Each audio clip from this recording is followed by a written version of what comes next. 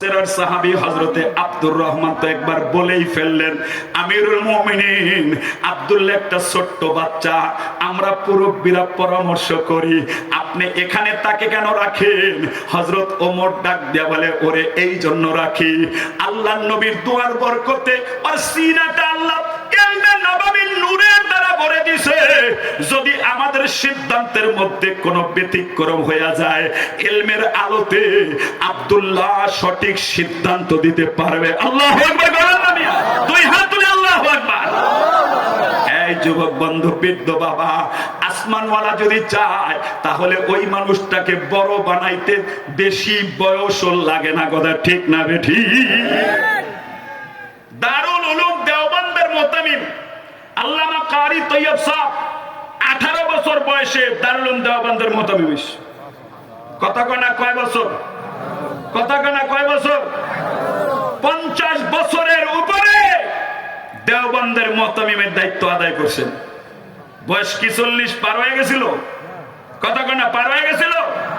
পার হয়ে যায় নাই, কারণ ইলমে নববীর নূর দ্বারা আল্লাহ কারি তৈয়ব সাহেব রাহমাতুল্লাহ আলাইহির সিনা ভরে দিয়েছেন। এই যুবক বন্ধু, বৃদ্ধ বাবা, ভারতবর্ষে ব্রিটিশ বিরোধী আন্দোলন হলো। আন্দোলনের ফতোয়া কে দিছিলেন? কথা কয় না? শাহ আব্দুল আজিজ মুহাদ্দিসে দেহলভী, শাহ ওলিউল্লাহ মুহাদ্দিসে দেহলভীর সন্তান, যার ফতোয়ার পর ভিত্তি করে গোটা ভারতবর্ষ স্বাধীনতা আন্দোলনের আওয়াজ পাইয়া বালাকোটে শাহাদাত বরণ কইরা ভারতকে ব্রিটিশ মুক্ত করলেন। শাহ আব্দুল আজিজ মুহাদ্দিসে দেহলভীর বয়স তখন মাত্র 22 বছর। 22 বছরের সন্তান ব্রিটিশ বিরোধী আন্দোলনের ফতোয়া দেয়। 17 বছরের মোহাম্মদ বিন কাসেম ভারত বিজয় করে। 22 বছরের হযরতে তারেক বিন জিয়াদ ওই স্পেন বিজয় করে। বাবা, এই যুবক বন্ধু, বন্ধু বাবা, আমার আল্লাহর শান কখনো কখনো অল্প বয়সের মধ্যেও আমার আল্লাহ কারো কারো সিনাটা এমন ভাবে খোলা দেয় যেটা আব্দুল্লাহর মতো কপাল ভালো, ও অল্প বয়সেই ইলমের প্রজ্ঞার মাধ্যমে বড় দায়িত্ব আদায় করার উপযুক্ত হয়ে যায়। কথা ঠিক না বেঠি? আল্লাহ চাইলে পারে, আল্লাহ চাইলে পারে। আমার দ্বারা তো হয় না, ওর দ্বারা তো হয়। একজন মহব্বতের মানুষ আমাকে বলে, হুজুর মুফতি উসামা আমিন সেই দিনের পোলা গওহারডাঙ্গার দায়িত্ব নিল, একজন মুরব্বিরে দিলে ভালো হইতো। আমি তখন বললাম, ভাই মুরব্বিরে দিলে ভালো হইতো, কিন্তু যদি ওনার দ্বারা আল্লাহ কাজ নিতে চায় তাহলে ধাক্কা ধাক্কি কইরা মানুষের মকবুলিয়াতকে আটকানো যায় না। কথা ঠিক না বেঠি? আমি শুধু একটা বিষয় আপনাদেরকে পরিষ্কার করি, গওহারডাঙ্গা আসা তো আল্লাহর মেহেরবানিতে 14-15 বছরের নিচে না। এই মাদ্রাসায় কোন ছাত্র লজিন না খাইয়া মাদ্রাসার ভিতরে থাইকা পড়ালেখা করবে, এটা আমার মাথায় কোনোদিন আসেনি। আপনাকে বাড়িতে বাড়িতে লজিন খাইতো না গওহারডাঙ্গার ছাত্র? কথা কনা অহন কি খায়? কথা কনা খায়? আমি বললাম যে যেহেতু বড় মানুষের ছেলে, আমি সবসময় তারা আপনি করে বলি। আমাকে ভাই কি সিদ্ধান্তটা নিলেন? এটা পারবেন নি? আর সাথী সঙ্গে যারা কি পারবো নি? আলহামদুলিল্লাহ, আল্লাহ শুকর, বছর 2 যাইতেই মাদ্রাসা রেজাল্ট এবং পড়ালেখার পথ পরিবর্তন হয়ে গেল। মালিক যদি কাউকে উঠাইতে চায়, মালিক যদি কারো দ্বারা খেদমত দিতে চায়, তাহলে সেই খেদমতের সাথে সহযোগী হইয়া তাকে আগায়া দেওয়া, এইটাই বুদ্ধিমানের কাজ। সমালোচনা বুদ্ধিমানের কাজ না। সমালোচনা দিয়া মানুষের ইস্তেদাদ আটকায় রাখা যায় না। আর একটা মজার কথা আপনাকে শোনাই। আপনাকে সজাগ আছেন না ঘুমাই গেছেন? দোনো হাত তুলেন তো, আওয়াজ দিয়ে বলেন আল্লাহু আকবার। আওয়াজ নেই, আরো জোরে বলেন আল্লাহু আকবার। পটিয়া মাদ্রাসার বাণী আল্লামা মুফতি আজিজুল হক নব্বরাল্লাহু মারকাদা, নাম শুনেন না আপনারা? কথা কয় না, নাম শুনেন নাই?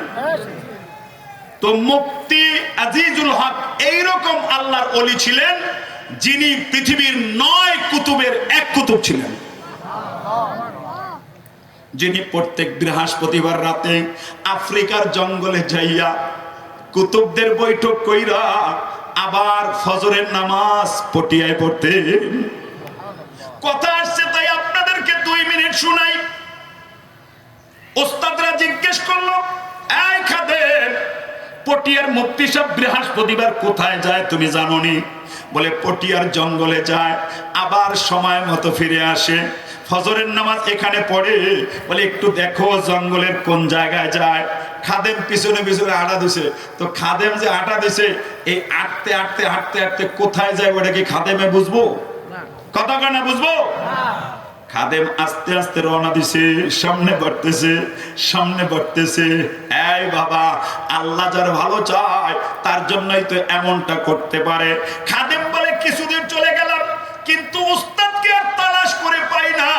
কোথায় হারায় গেল উস্তাদ? কোথাও তো তাকে দেখা যায় না। এজন্য চিন্তা করতে লাগলাম কোথায় উস্তাদকে পাওয়া যায়, কিন্তু পাইলাম না। একজন লোক সূর্য উঠে গেল, পটিয়ার রাস্তা তালাশ করে পাই না। জিজ্ঞেস করলাম, ভাই আমি একটু পটিয়া যাব। লোকটা আশ্চর্য হয়ে জিজ্ঞেস করে, পটিয়া কোথায়? বলে তা তো জানি, বাংলাদেশ। বলে বাংলাদেশ কাকে বলে? এটা তো এশিয়া না, এটা তো আফ্রিকার জঙ্গলের মধ্যখান। আফ্রিকার জঙ্গলের মধ্যখানে তোমার ওস্তাদ আসে।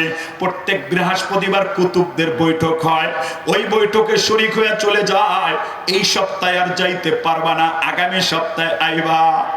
ওই সময় ওস্তাদকে ধরে বেসবা। আবার ওস্তাদ আসলেন, বৃহস্পতিবার অপেক্ষা করলেন। ওস্তাদের পাউটা জড়ায় ধরা বললেন, ওস্তাদ জি একটু দয়া করবেন নি, আমি ভুল করে আপনার পিছনে ছিলাম, আর তো রাস্তা তালাশ করে পাই না।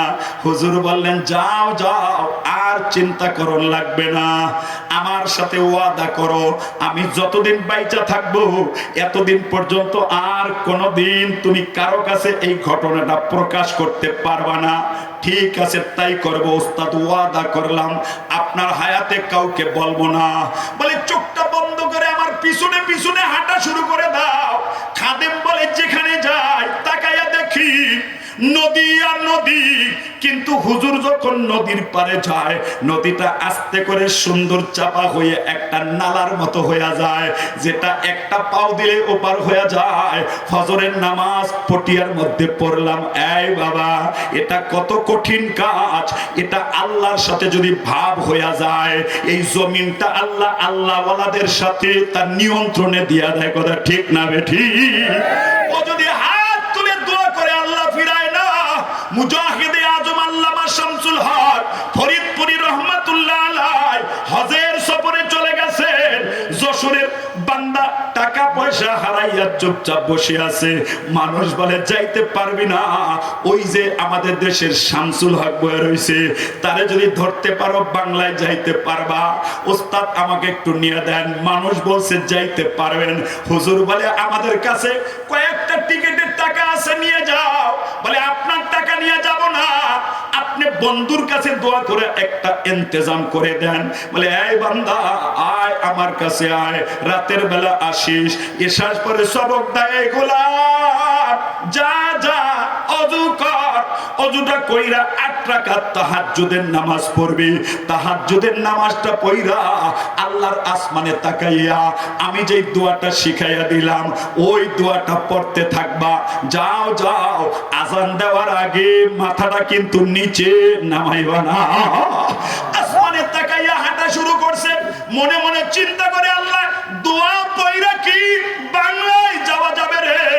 তাহাজ্জুদ পড়া হাঁটা দিলাম, 1 পাও 2 পাও হাঁটে আর দোয়া করে, 1 পাও 2 পাও হাঁটে আর দোয়া করে।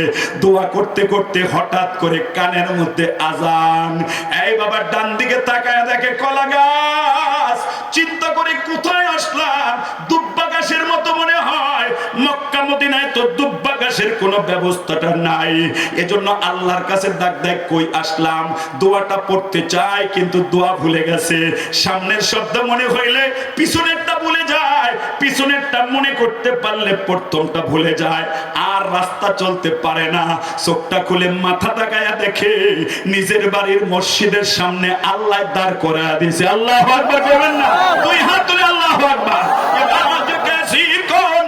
मालूम के मोमिन कारी नजर आता है हकीकत में कुरान। ये राज किसी को नहीं मालूम के मोमिन कारी नजर आता है हकीकत में कुरान। রবের সাথে বান্দার যখন ভাব লেগে যায়, ওই বান্দা যখন আল্লাহকে রাজি করায়া ফেলায়, ওই বান্দা যদি কোনো জবান খুলে কথা বলে ফেলায়, ওই আল্লাহ ফিরাইয়া দিতে লজ্জা পায়। কথা ঠিক না বেঠি? যুবক বন্ধু, বৃদ্ধ বাবা, লোকটা জলদি মসজিদে চলে গেল। অজু তো আছেই, কারণ তাহাজ্জুদ পড়ে হাঁটা দিছেন। এইবার নামাজের মধ্যে দাঁড়াইয়া উস্তাদ নামাজটা শেষ করলেন। মুয়াজ্জিন সব জিজ্ঞেস করে, হাজী সাহেব কেমনে আসলেন? বলে, আমার দেশের ওলি, বিনা পাসপোর্ট বিনা ভিসায় কয়েক ঘন্টার মধ্যে আমাকে বাংলায় পাঠাইয়া যায়। আল্লাহু আকবার কইবেন না মিয়া? দোনো হাত তুলে আল্লাহু আকবার, আওয়াজ দিয়ে বলো আল্লাহু আকবার।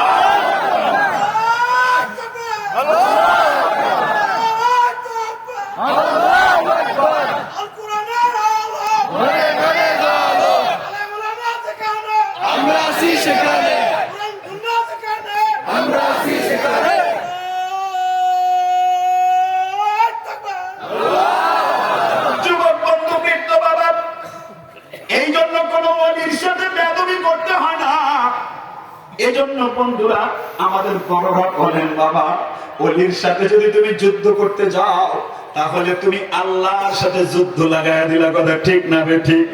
ঠিক না বেঠিক? ঠিক না বেঠিক? কে ওলি কে ওলি না তোমার দৃষ্টিতে ধরা পড়তে নাও পারে, কিন্তু আল্লাহর আদালতে ধরা পড়া যাইতে পারে। কথা ঠিক না বেঠিক? যুবক বন্ধু, বৃদ্ধ বাবা, হাজী হযরতে মুফতি আজিজুল হক রাহমাতুল্লাহি আলাইহি মাদ্রাসার মুহতামিম বানাইলেন হাজী ইউনুস সাহেবকে। হাজী ইউনুস সাহেব প্রচলিত লাইনে মাওলানা হইতে পারে নাই, আদা আদি পড়া। পটিয়া মাদ্রাসায় তখন অনেক দায়িত্বশীল বড় আলেম আছে, আলেমদের মধ্যে কানাঘুষা চলতেছে।